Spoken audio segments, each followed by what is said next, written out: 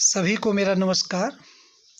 आज मैं आपके सामने एनसीईआरटी के सामाजिक विज्ञान की जो एक पुस्तक है, लोकतांत्रिक राजनीति है, जिसको राजनीति शास्त्र भी कहते हैं या नागरिक शास्त्र कहते हैं। आज हम उसके तीसरे पाठ लोकतंत्र और विविधता शीर्षक पाठ पर चर्चा करेंगे। लोकतंत्र, डेमोक्रेसी एंड डाइवर्सिटी, विविधता, दो शब्द हैं। लोकतंत्र, आपने बच्चों लोकतंत्र के बारे में बहुत कुछ पढ़ा है। लोगों का, लोगों के लिए, लोगों के द्वारा चुना गया तंत्र या सरकार लोकतांत्रिक सरकार कहलाती है। और विविधता, डाइवर्सिटी, अलग अलग चीज़ें पाए जाना। समाज में जाति, रंग, रूप, धर्म, संप्रदाय या संपदा के आधार पर अनेक प्रकार के विभिन्नताएं पाए जाना विविधता कहलाता है।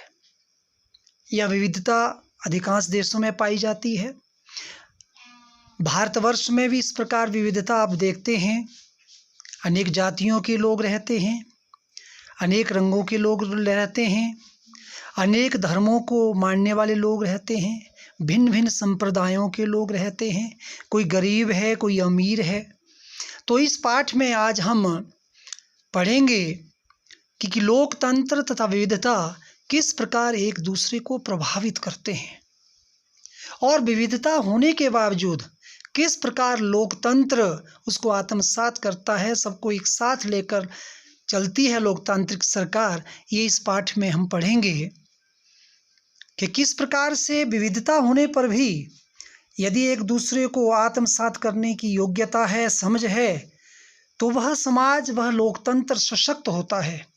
लेकिन यदि हम जाति के आधार पर, धर्म के आधार पर, रंग रूप के आधार पर एक दूसरे का शोषण करते हैं तो लोकतंत्र कमजोर होता है। आज हम पढ़ेंगे कि लोकतंत्र में कौन कौन सी विविधताएं आती हैं और लोकतंत्र उनसे कैसे निपटता है। लोकतंत्र में सामाजिक अंतर, सामाजिक भेदभाव पाए जाते हैं। किस प्रकार लोकतांत्रिक सरकार उनसे निपटती है और सबको एक साथ लेकर चलती है। राजनीति या लोकतांत्रिक सरकार का देश की विविधता, डाइवर्सिटी में क्या रोल है। राजनीति इस विविधता को किस प्रकार से सामंजस्यपूर्ण ढंग से एक साथ उसको सुलझाती है। किस प्रकार सब जाति, धर्मों, रंग रूप और गरीब अमीर सबको एक साथ लेकर किस प्रकार चलती है, किस प्रकार वो लोकतंत्र को सशक्त करती है सरकार, इसके बारे में आज हम इस पाठ में पढ़ेंगे।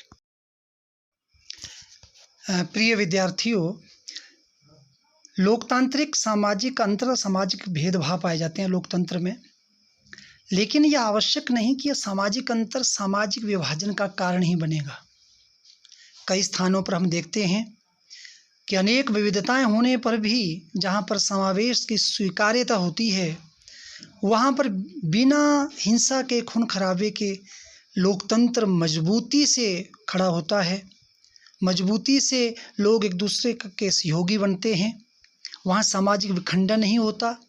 लेकिन कई देशों में हम देखेंगे, इस आगे मैं वर्णन करूंगा, कि जहां एक दूसरे को समाविष्ट करने की सामर्थ्य नहीं होती, इच्छा शक्ति नहीं होती, वहाँ हिंसा होती है, रक्तपात होता है, जान माल की हानि होती है। सबसे पहले सामाजिक विभाजन होता क्या है। समाज में सामाजिक अंतरों के कारण जो विभाजन होता है उसे सामाजिक विभाजन कहते हैं। ये इस विभाजन का जो कारण है, रंग, जाति, धर्म, संप्रदाय, भाषा आदि होते हैं। इनके आधार पर ही, इनके कारण ही सामाजिक विभाजन होते हैं। इनके आधार पर जब किसी वर्ग विशेष के साथ अन्याय होता है, उनका शोषण होता है, उन्हें स्वीकार नहीं किया जाता, उनके साथ भेदभाव किया जाता है, तब इस प्रकार के विभाजन की स्थिति उत्पन्न होती है। लोकतांत्रिक समाज में अनेक प्रकार की विविधताएं पाई जाती हैं, अनेक विभिन्नताएं पाई जाती हैं। यह विविधता जाति, रंग, लिंग, वर्ग, आयु, धर्म, संप्रदाय, जाति आदि के आधार पर होती है। समाज इन्हीं रंग, जाति, धर्म, संप्रदाय आदि के आधार पर विभाजित होता है। बच्चों, आपने अपने गांव के आस पड़ोस में ध्यान दिया होगा और आपने सोचा होगा कि हमारे यहाँ, हमारे गांव में, हमारे समाज में अनेक जातियों के लोग रहते हैं, भिन्न भिन्न रंगों के लोग रहते हैं, अलग अलग रूप हैं, अलग अलग धर्मों को मानने वाले लोग हैं, उनके संप्रदाय अलग अलग हैं। उसके आधार पर लोग विभाजित होते हैं। उन्हें एक दूसरे को समायोजित उन्होंने किया होगा। यदि उन्होंने समायोजित किया होगा, एक दूसरे को समझा होगा, मान सम्मान दिया होगा, तो आपके गांव में शांति होगी। वो गांव समृद्ध और संपन्न होता है, वो लोकतंत्र मजबूत होता है। लेकिन यदि कहीं पर जाति के आधार पर, धर्म के आधार पर, रंग रूप के आधार पर यदि झगड़े होते हैं, एक दूसरे समझने के लिए लोग तैयार नहीं होते, तो वहाँ पर विखंडन होता है, वहाँ पर तनाव रहता है, वहाँ पर हत्याएं होती हैं, लूटपाट होती है। तो ये जो असमानता है, इसके दो कारण हैं, एक जैविक कारण है, एक सामाजिक आधार है। जैविक जो जन्मजात है, बायोलॉजिकल जो है, जैसे मैंने किसी कुल में जन्म लिया तो मुझे उस जाति का मान लिया, जो परिवार का जो हमारा धर्म था, मैंने भी उस धर्म को अपना लिया, ये बायोलॉजिकल हुआ। लेकिन जो सामाजिक आधार है, जैसे आयु है, रंग है, लिंग है, धर्म है, संप्रदाय है, इसके आधार पर भी हम समाज में विविधताएं देखते हैं। समानता और असमानता के मैं आपके सामने दो उदाहरण रख रहा हूँ। एक बेल्जियम देश है, आपने नाम सुना है, श्रीलंका जो एशिया महाद्वीप में हमारा पड़ोसी देश है। उन दोनों में किस प्रकार की विविधता पाई गई और उन्होंने कैसे उससे निपटा। उन दोनों की जो विविधता थी उसमें बहुत अंतर था, हालांकि समानता भी है। बेल्जियम में भाषाई आधार पर विविधता पाई गई, जबकि श्रीलंका में भाषा के साथ साथ जाति और धर्म के आधार पर विविधता पाई गई। अब दोनों देशों की विविधता का क्या प्रभाव हुआ, कैसे वहाँ के लोकतंत्र ने उनके साथ निपटा, उनको आत्मसात किया। जो बेल्जियम का जो लोकतंत्र है, जो बेल्जियम देश है, वहाँ पर दो भाषाओं के आधार पर वहाँ विविधता है। कुछ लोग डच भाषा का प्रयोग करते हैं, कुछ फ्रेंच भाषा का प्रयोग करते हैं। लेकिन वहाँ की सरकार ने, जो वहाँ सरकार बनी, वो कम्युनिटी गवर्नमेंट थी, लोगों की गवर्नमेंट थी, और लोगों ने उसको स्वीकार किया। और सरकार ने भी, लोकतांत्रिक सरकार ने क्या किया कि वहाँ के लोगों को भाषाई आधार पर उनको शक्तियाँ प्रदान कर दी। तो वहाँ स्वीकारोक्ति हुई, एक दूसरे को समझने की क्षमता थी, सामर्थ्य था, उनकी इच्छा शक्ति थी, इसलिए वहाँ किसी प्रकार की हिंसा नहीं हुई। लेकिन दूसरी ओर श्रीलंका, पिछले 2-3 दशक पूर्व वहाँ पर बहुत हिंसा हुई, धर्म के आधार पर, जाति के आधार पर। श्रीलंका में 2 प्रकार की भाषाएं बोलने वाले लोग हैं, सिंहली भाषा के लोग हैं और तमिल भाषा के लोग हैं। उनके धर्म भी अलग अलग हैं, जिसके कारण कई वर्षों तक वो आपस में उनका चला, सिविल वॉर हुआ, गृह युद्ध हुआ, जिसके कारण अनेक लोगों की जान गई और अनेक प्रकार की वहाँ पर धन की क्षति हुई, भवनों की क्षति हुई, बहुत सरकारी जितने हमारे सामान थे, लोग थे, जो उनकी बहुत क्षति हुई। और उस युद्ध के बाद लोगों ने एक दूसरे को समझा, मिल बैठकर बात की, जिससे वहाँ पर अब शांति हो गई है, एक्सेप्टेंस हुई, जिससे वहाँ शांति प्राप्त हुई। लेकिन दूसरी ओर आप देखेंगे बेल्जियम में किसी प्रकार का युद्ध नहीं हुआ और इतना मजबूत लोकतंत्र वहाँ का, यूएनओ के कई हेडक्वार्टर वहाँ पर हैं। तो लोकतंत्र में अनेक विविधताएं होती हैं, उन विविधताओं को स्वीकार कर लिया जाए, उनका समावेश कर लिया जाए, तो लोकतंत्र अधिक मजबूत होता है। अब जो मैं आज आपसे बात करने जा रहा हूँ, मैक्सिको ओलंपिक की बात कर रहा हूँ। मैक्सिको अमेरिका का शहर है, जिसमें 1968 में ओलंपिक खेल हुए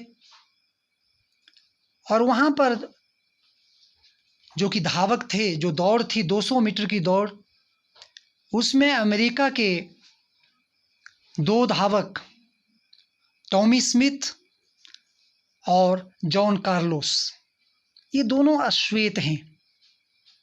अमेरिका में दो, श्वेत और अश्वेत। श्वेत जिनका रंग गोरा होता है और अश्वेत जो काले रंग के हैं। ये जो अश्वेत लोग हैं, ये कौन लोग हैं? अश्वेत लोग ऐसे लोग हैं जो अमेरिका में बाहर से लाए गए हैं, अफ्रीका से लाए गए हैं मजदूरी के लिए। दास बनाकर उनको 17वीं से 19वीं शताब्दी तक लाया गया और अमेरिका में उनको रखा गया। उनके साथ शोषण किए गए, रंग के आधार पर उनका आर्थिक शोषण हुआ, वे गरीब रहे, उनके साथ बुरा व्यवहार किया जाता था। तो ये जो दो हमारे जो धावक हैं, जो खिलाड़ी हैं, जो मैक्सिको ओलंपिक में जिन्होंने स्वर्ण और कांस्य पदक जीते थे, यानी कि स्वर्ण पदक जो फर्स्ट आए हमें टॉमी स्मिथ, और जो तृतीय स्थान जिन्होंने प्राप्त किया जॉन कार्लोस, वो अश्वेत थे। उन्होंने जब वहाँ पर प्राइज जीता, फर्स्ट और थर्ड आए, तो उन्होंने किस प्रकार का वहाँ पर व्यवहार किया वो मैं आपके सामने प्रस्तुत कर रहा हूँ। प्रिय विद्यार्थियों, सामने दो चित्र दिए गए हैं। पहला चित्र आपकी पाठ्य पुस्तक के तीसरे पाठ का चित्र है और दूसरे चित्र में आप देख रहे होंगे 3 खिलाड़ी जिनकी मैं बात कर रहा था। सबसे पहले बीच में आप देख रहे हैं टॉमी स्मिथ हैं, जो कि अमेरिका के अश्वेत नागरिक हैं, धावक हैं, जिन्होंने मैक्सिको ओलंपिक में स्वर्ण पदक प्राप्त किया था, फर्स्ट आए थे, जो बीच में हैं।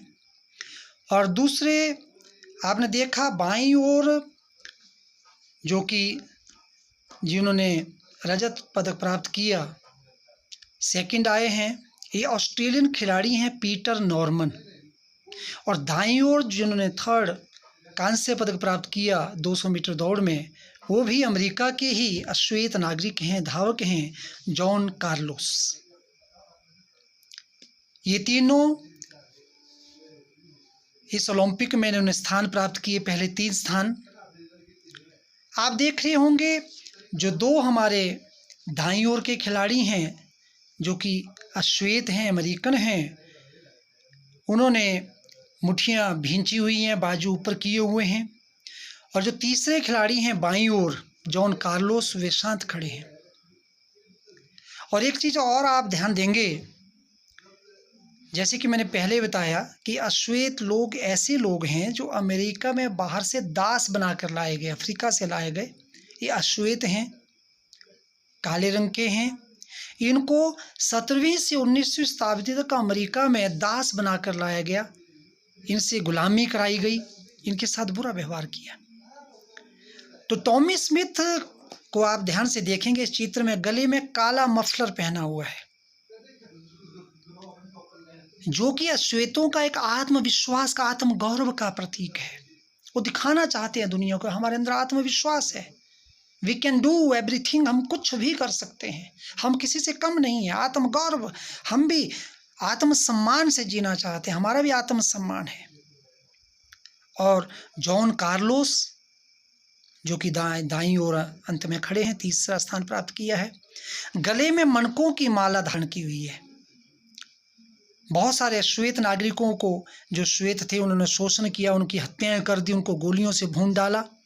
तो उनकी याद का ये मृत्यु का प्रतीक है, उनके शोक के लिए वो उसने धारण किया हुआ है। और दोनों ही खिलाड़ियों ने, जो कि टॉमी स्मिथ हैं, जॉन कार्लोस हैं, दोनों ने ही हाथ में काले रंग के दस्ताने पहने हुए हैं और मुट्ठी बंद करके ऊपर बाजू किए हुए हैं, मुट्ठी भींचे हुए हैं। ये अश्वेतों की एकता का प्रतीक है।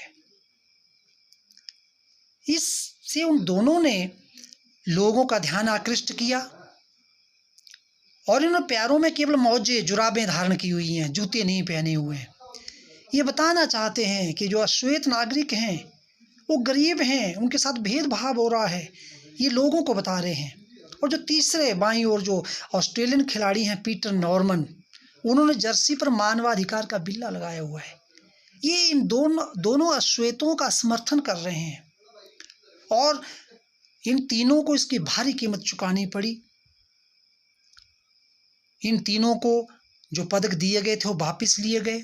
ओलंपिक संघ जो ऑर्गेनाइजर थे उन्होंने माना कि ये नियमों का, ओलंपिक के नियमों का उल्लंघन है, इनके पदक वापस ले लिए और इनको भविष्य के लिए ओलंपिक से बाहर कर दिया गया, इनके भाग लेने पर प्रतिबंध लगा दिया गया।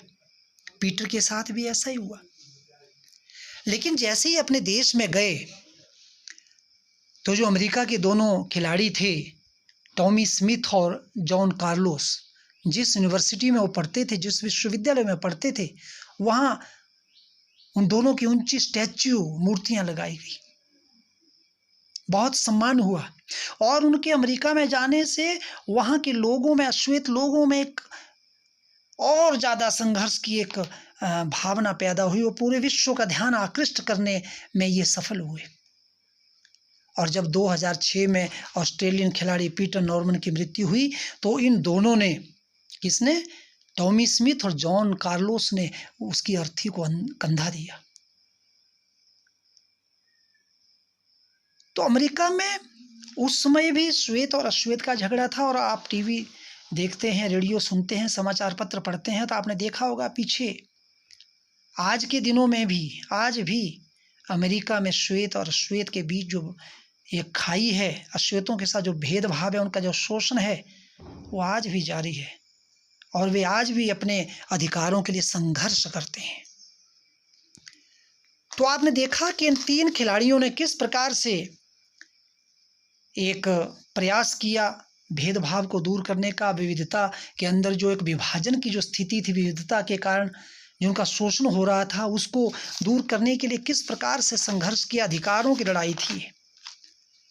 तो इस पाठ से हम यही सीख सकते हैं कि लोकतंत्र तभी मजबूत होता है जब विविधता में आत्मसात करने की, एक दूसरे को समझने की, स्वीकार करने की सामर्थ्य हो तो लोकतंत्र मजबूत होता है। भारत में देखते हैं अनेक धर्मों के लोग रहते हैं, अनेक जातियों के लोग रहते हैं, लेकिन छोटी मोटी घटनाएं आप देखते हैं, अन्यथा हम एक दूसरे के पूरक हैं, एक दूसरे को साथ लेकर चलने वाले हैं। और हमारा संविधान भी यही कहता है कि हमारा कोई अपना राज्य धर्म नहीं होगा, सभी धर्मों का सम्मान करेंगे, सभी जातियों का सम्मान करेंगे। तो हमारे लोकतंत्र की मजबूती के तीन कारक हैं। लोगों का दृष्टिकोण, हमारा दृष्टिकोण दूसरे को स्वीकार करने का होना चाहिए, दूसरे के प्रति घृणा के भाव नहीं होने चाहिए। और दूसरा है नेताओं का सामाजिक विभाजन को प्रयोग करने का ढंग कैसा है। क्या किसी जाति या किसी धर्म के लोगों के लिए बात रखने के जो वो रखते हैं उन्हें किसी दूसरे का अपमान तो नहीं कर रहे हैं, दूसरे का शोषण तो नहीं कर रहे हैं। और तीसरा है सरकार का रुख। लोग सरकार के सामने मांग उठाते हैं, क्या सभी को के साथ सरकार सामंजस्य बिठाती है। तो ये सारी बातें हैं, इस प्रकार से हम लोकतंत्र को मजबूत कर सकते हैं। तो ये था हमारा पाठ, लोकतंत्र और विविधता। विविधता होते हुए भी यदि हम एक दूसरे को स्वीकार करते हैं तो लोकतंत्र मजबूत होता है। धन्यवाद। यदि हम भारत जैसे विविधता वाले देश में यदि मिलजुल कर हम सभी एकजुट होकर आयु, रंग, लिंग, जाति, धर्म और संप्रदाय की फूट ना डालकर एकजुट होकर एक दूसरे की भावना का सम्मान करें और राजनेता यदि इसी का पालन करें तो विविधता में एकता के दर्शन हो सकते हैं, हो भी रहे हैं। इससे भारत और मजबूत होगा, इससे हमारा लोकतंत्र, हमारी लोकतांत्रिक सरकार, हमारा जो संविधान है उसको और अधिक मजबूत हम कर सकते हैं। धन्यवाद।